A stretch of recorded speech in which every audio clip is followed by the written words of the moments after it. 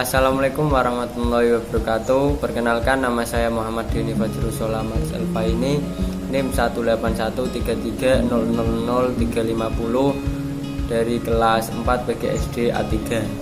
Jadi di sini saya akan menjelaskan tentang model-model pengelolaan kelas. Model-model pengelolaan kelas merupakan suatu pola yang digunakan sebagai pedoman agar siswa bisa lebih aktif dalam mengikuti pelajaran. Ada beberapa model pengelolaan kelas menurut Novan Ardiwiyani 2013-130. Yang pertama yaitu penataan ruang, pengetahuan tentang tempat duduk. Ada beberapa bentuk formasi tempat duduk yang dapat digunakan sesuai kebutuhan apabila pengajaran itu akan ditempuh dengan cara berdiskusi. Maka formasi tempat duduk sebaiknya berbentuk melingkar. Jika pengajaran ditempuh dengan metode ceramah, tempat duduk sebaiknya berderet memanjang ke belakang. Menurut Novan Ardiwiyani tahun 2013-133, ada beberapa bentuk formasi. Yang pertama yaitu formasi tradisional atau konvensional. Pada formasi ini tradisional, siswa duduk berpasang-pasangan dalam satu meja dengan satu kursi panjang atau dua kursi. Tempat duduk pada formasi ini berderet memanjang ke belakang. Untuk yang kedua yaitu formasi auditorium. Formasi ini posisi tempat duduk siswa berderet memanjang ke samping, bukan ke belakang seperti pada formasi tradisional.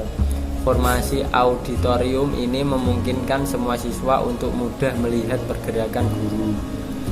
Untuk yang ketiga, formasi chevron.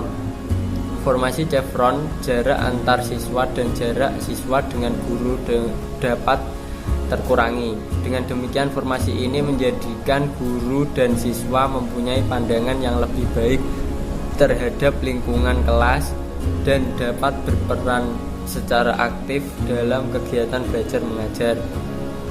Yang keempat yaitu formasi kelas bentuk U. Formasi kelas bentuk U ini sangat menarik dan mampu mengaktifkan para siswa sehingga mampu membuat siswa antusias dalam mengikuti kegiatan belajar. Dalam formasi ini, guru merupakan orang yang paling aktif, bergerak dinamis ke segala arah serta langsung berinteraksi terhadap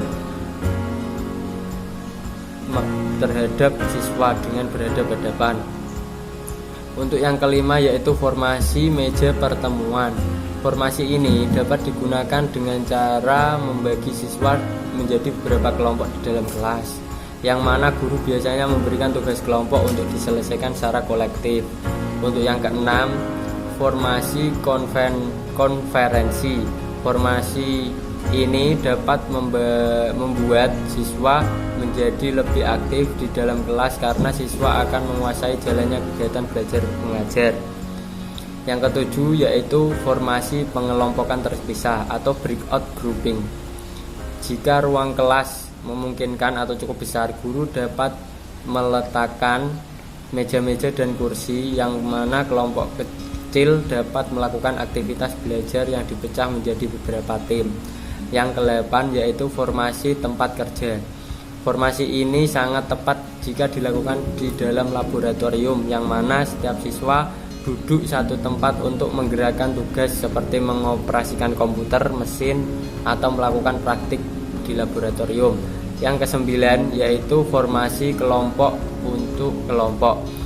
Formasi ini merupakan formasi yang mana terdapat beberapa kelompok yang duduk dan dalam satu meja persegi berukuran besar.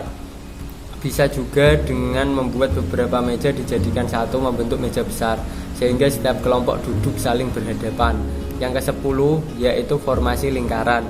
Formasi lingkaran ini digunakan untuk melakukan kegiatan belajar mengajar dalam satu kelompok, yang mana guru sebagai seorang manajer kelas yang memiliki peran untuk membimbing dan mengarahkan jalannya kegiatan belajar mengajar.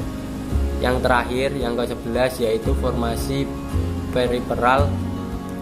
Seorang guru menginginkan siswanya memiliki tempat untuk menulis guru menggunakan formasi tempat duduk periferal, yaitu meja ditempatkan di belakang siswa. Guru dapat menyuruh siswa memutar kursinya secara melingkar saat guru menginginkan diskusi kelompok.